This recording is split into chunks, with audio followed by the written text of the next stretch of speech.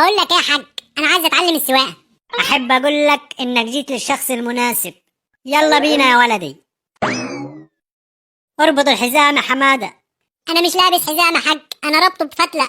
يا ابني حزام الامان مش حزام البنطلون. انا هعلمك حاجات يا واد يا حماده مفيش حد في الشرق الاوسط كله عارفها. ايوه بقى يا ابو حماده يا جامد.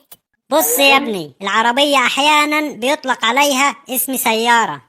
شوف ازاي. اصبر يا ولدي، دي اساسيات لازم تبقى عارفها. حاضر يا حاج.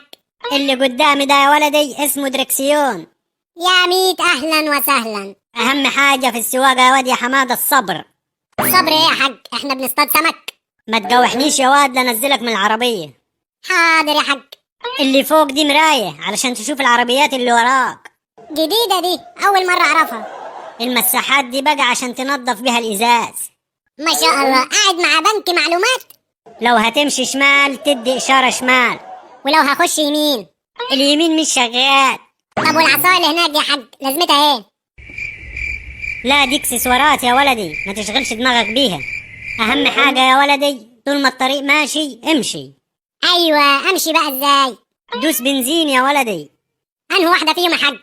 في 3 دواسات تحت. 3؟ جت منين التالتة دي؟ نهار اسود.